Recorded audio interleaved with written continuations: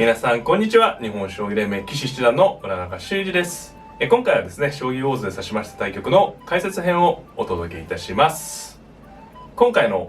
将棋の解説ポイントはですね、相手の超急戦を恐れすぎるなということでございます。そちらの方に注目してぜひぜひ最後までごゆっくりお楽しみください。はい、ではね、早速解説の方を始めていきたいと思います。本局私の先手番でスタートしました。7六歩、8四歩、ちょっとね居飛車の将棋がついてるかなというのがあったんで、私の方が飛車を振ってみまして、7八飛車とね三間飛車ですね。はい。で、8五歩、7一角、3四歩と、で6六歩と止めました。で6二銀に4八玉。そうですね、ここまでは、非常によくある三間飛車のスタートですね。自然な手ですとね、4二玉と上がって、3二玉と寄ってね、後手の方も駒組みを進める順がね、多いんですが、本局はここでね、6四歩と、これが超急戦のね、第一歩の手になりましたね。で、私は3八玉と寄りまして、そうですね、9四歩とついた。この手がね、ちょっと意味がね、難しそうに思うんですけど、一手ね、様子を見た手ですね。4二玉と上がっとく手の方が自然ですけどね。ちょっとこう、違和感がある手ではあるんですけど、これ狙いとしましては、先手にもう一手ね、2八玉と寄らせてから攻めたいというね、ことなのではないかなと思います。仮に4二玉でもね、私の方がこう玉を寄るつもりだったんで、これで仕掛ける手もね、あったとは思います。実戦はこう9四歩とね、ついて、いかにもちょっと意味ありげな手ではあるんですけれども、受ければね、また違う将棋になったとは思うんですけどね、私の方はこれで玉をね、囲いを急ぎました。ここが本当の分岐点で、4二玉と上がったりすればね、ちょっと端が早いけど一局の将棋だなというところですよね。ここでね、相手の方多分狙いの手ですね、6五歩と。さあ、ここからがもう大乱戦の幕開けですね。でですね、こうやってやっぱりこう、なんていうんですかね、美濃囲いができてなかったり、駒組みね、銀が上がってなかったり、首がありそうなところで仕掛けられるとね、やっぱり将棋指しててすごく、あんまりいい気持ちはしないですよね。もう本当は美濃囲いが囲って、もちろんやりたい戦型あったのにとね、で、こう攻められて、もう嫌だなと思われるかもしれませんが、意外とね、こういう超急戦っていうのは冷静にね、対応すると、よっぽどね、なんていうんですか、その前に、悪い手をやってない限りは一気に潰されるというパターンはね、実は少ないんですよね。問題なのはこう仕掛けられた時に、もうその心理的な圧迫ですよね。もう攻められてまずいと思ったことによる、悪手がね、結果的に相手の無理攻めをね、通してしまうということが多いので、仕掛けられた時にね、まず冷静に対処するというのが大事ですね。実際は同歩と取りました。で、振り飛車に対しての角交換という攻めなので、本来こう角交換をされては、してはいけないのですが、こう超急戦をね、仕掛ける側のデメリットとしまして、王様がね、固くないっていう、固めてないっていうのが一つポイントなんですよね。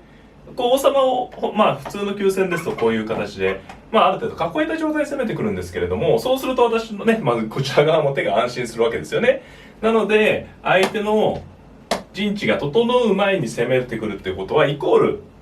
自分の陣地も整ってないってことなんですよね。ですので、この場合、王様の位置が5一と2八というのは一つのポイントでして、強くね、本来ですとこう同歩と取ると角交換されてね、振り飛車が困るよっていうのは定石なんですが、この場合は同歩と取る手がね、成立するんですよね。今言ったように理由としましては、王様の位置が先手の方がある程度安全なところまで行っているっていうのが大きなことになります。で、7七角成と交換してね、もちろん交換しまして、同桂と。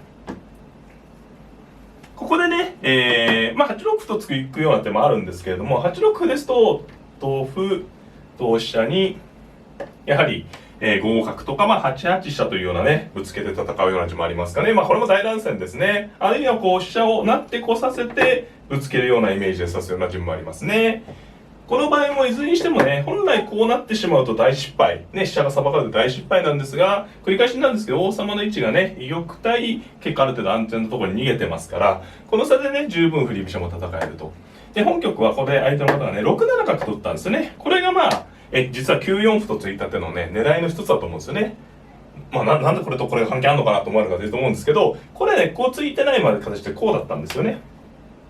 仕掛けるときに9四歩2八玉が入って仕掛けてきてこの形になってます。もし9三歩3八玉ですとこの6七角が金取りにならないんですよね。ですので、おそらくですね、私の推測なんですが、9四歩とついて、王様を寄らしたところで攻めていって、この角打ちが飛車金両取りになるよっていうところまでが、相手の方のね、研究というか、狙いだったんではないかなと思います。で、ここだけ見てしまうとね、飛車金両取りで、失敗したと思われるかもしれませんが、繰り返しになりますが、将棋はね、盤面全体で勝負する気持ちが大事なので、慌てずにね、よく見てみると相手の方のね、駒が飛車と銀しか動いてませんから、角1枚でね、これだけいる駒を全部ね、破られてしまうということは将棋ではありません。なので、慌てずに対処する3八銀と、美濃囲いを作りました。で、飛車を仮に取られても、同金と取っておけばね、何も起こりませんね。これだけ、飛車は取られて辛いですけど、角自分2枚持てますしね、いくらでもこう歩を突いたりとか、本譜に見られるような角を打つような反撃もできます。例えばね、これ極端な例ですけど、こう打たれてね、やばい、飛車取りになって飛車逃げて金取られるとかね、こうなっちゃうと、もう駒損ですから、これはもう一番まずい。でも結構こうなることもありますよね。慌てて、攻められた、まずい飛車取られちゃう、逃げたら、金取られた、金浮いてたんだとかね。ですので、攻められた時に、一呼吸置いてね、じっくり、落ち着くということはまず大事ですね。3八銀。で、相手の飛車を取っても効果薄いということで、7六角成とね、歩を取ってきました。そこでね、私の方のね、狙いの反撃はですね、5五角と。この手がね、結構気持ちいい手なんですよ。地味な手に見えるんですけど、これね、香取りでして、この香取りがね、受からないんですね、実はね。飛車の動きが止まってね、2二銀っていう、受けができないですね。で、香もう、遮る駒もないので、実はこれね、もう香を取り返すの確定的ですね。再三再四になりますけど、もし相手の方の形が整ってればね、角を打ったって、2二銀と上がったりして、攻めがね、ないということになりますよね。はい。ですので、5五角とね、打つ手がね、結局反撃としてね、非常に厳しい手になるわけですね。で、相手の方は香を取られるのはしょうがないということで、3二金と上がりました。この手はね、最善の手だと思います。香車はね、取られてしまうんですが、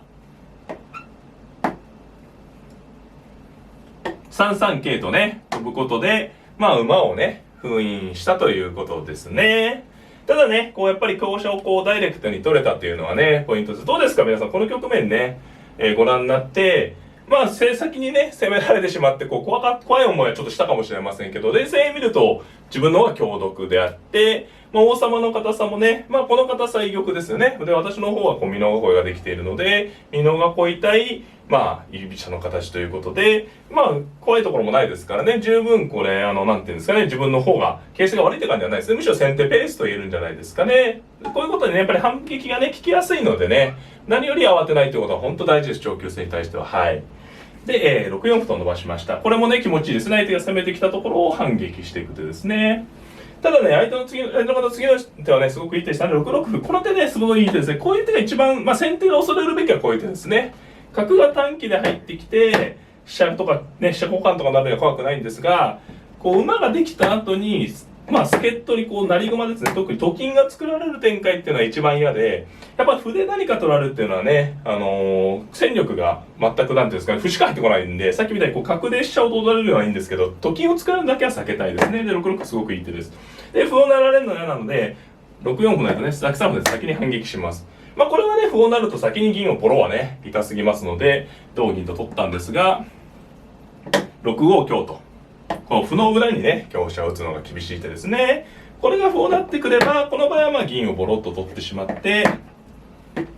この展開もあったとは思うんですけどね、7八と、同銀という感じで対応しておいて、飛車は取られてしまったんですけれども、香車をもともと得してますから、銀と香対飛車の交換ですね。で、私の方は、美濃囲いが硬いので、飛車を取られても怖くない。で、次は、例えばですね、6二歩と打って攻めていくような手で、王様が馬とね、成香で攻撃されているような対決になりますから、これはね、振り飛車が優勢だと思います。実戦は、6五香に、5二銀とね、引いてきました。これ粘り強い手ですね。で、5二銀に対して、6一香ないと。ただ金が取れたのは大きいですね。わらしべ長者のように、香車を取った香で金を取れてね。で、同銀と。これで、同玉ですね。同玉と。これで私の方が金得の状況になりました。ただね、ここでやっぱり歩を成られるのがいたので、6八歩とね、じっと受けて、この手が手堅い手だと思います。ちょっとね、攻めておいて受けるのかと思われるかもしれませんけど、金をね、手にしたというのは非常に大きな得なので、まず1回ね、と金を作られないというのがね、とっても大事なとこですね。6八歩と受けました。で、相手の方は6二香と。まあでも相手の方非常に粘り強いですよね。まあこの馬がね、非常に強いんで、この馬をやっぱりこう、私の方が消したいんですよね。例えばこの盤上で駒がいなくなると急にね、こう局面がすっきりした印象になりますよね。逆に言うと後手の方はこの後手の方はこの馬をね、大事にしたい。で、先手の方の駒で言うとやっぱこの馬の働きが今こう止められて弱いので、2二馬と使っていきます。で、1手引いとくだけでね、状況によって3二馬と切る手や1三馬と使う手ができてきます。で、6七歩成、同歩、同香成と。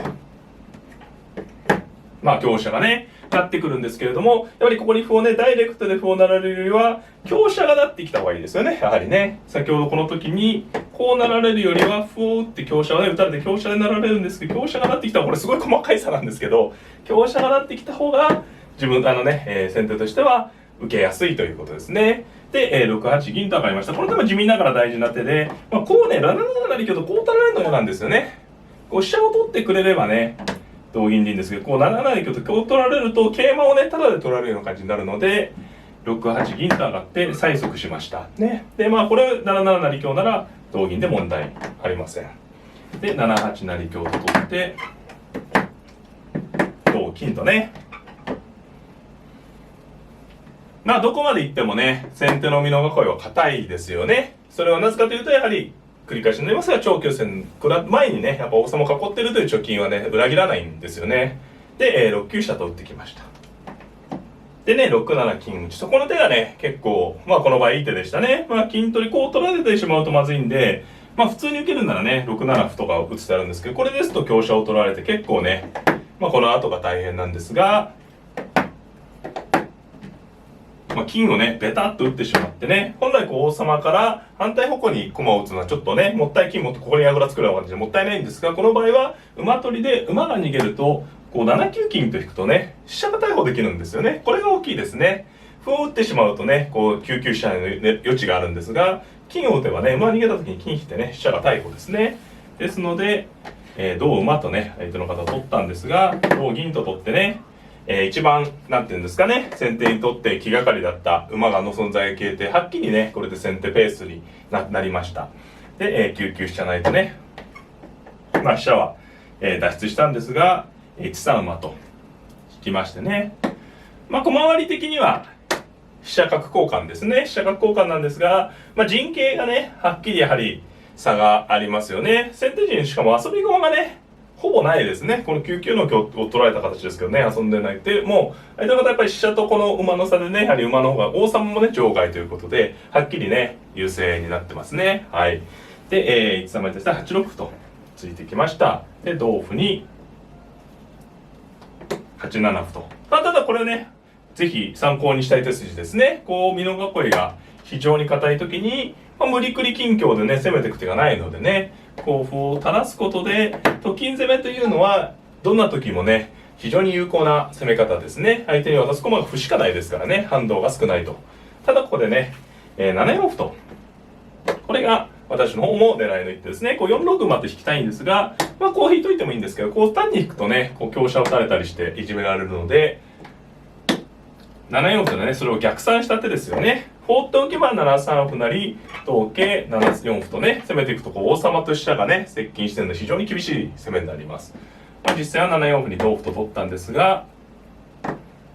4六馬がね、どうですかね、単に引くよりはるかに効率がよく、ね、香車打つ余裕ないです、飛車取りなんでね。で、まあ9二飛車と逃げてね、まあこう8三角と打って王手飛車取りもあるんですが、まあ8三歩と、まあ角を打つと王様を逃げて飛車を犠牲にまあ逃げ出そうということだったと思うんですが、6三歩とこう玉頭にねこう垂らしましたね。で、次はね、まあ6六香などと打つと非常に厳しい攻めです。ですので5一玉と相手の方逃げたんですが、6五桂と飛んでいきまして、まあこうなってくるとね、まあ小級戦仕掛けられた時はバタバタになりましたけども、こうなってくると逆にね、手がいい手ばっかり続きますよね。攻められた時に飛んだ剣はこう反撃に使えるということでね、まあとにかくやっぱり速攻をね浴びた時はそこで冷静になることが本当繰り返しなんだけどとっても大事ですね。で6五桂と飛んで相手の方は6一歩とね受けたんですが、5六香と打ちまして、こういう陣形ねどう攻めるかなんですけれども、変にねこう王手して逃げられるような手はちょっともったいないですね。5一の地点っていうのがそれほど安定している場所ではないので、安定しているところにいない王様に対して王手をして逃げられてしまうとかえって安定してしまうということが起こりますので、王様自身に触らずに王様の周りを攻めるという意味で5六香が正解になります。むしろこのね不安定な位置にいる状態で本局見られるようにこう上から乗りかかればね逃げ出せないということです。もしこの5六香に対して王様が逃げてくれば、馬が上がれば明らかにねここに角を投資するより得な攻め方になりますね。はい。で5六香で王様上がれば6四馬という手があったので、相手の方はねこれはしょうがないですね。8八歩成と攻め合いですね。ちょっともう、馬桂香にもちろん角ありますから受けきれないということで攻め合いを選択したんですが、5三香成とこれ桂成でいく手もありましたけどね、ここはもういずれにしろ、形勢がかなり、差がついております。5三香成となりまして、7八ととね取ったんですが、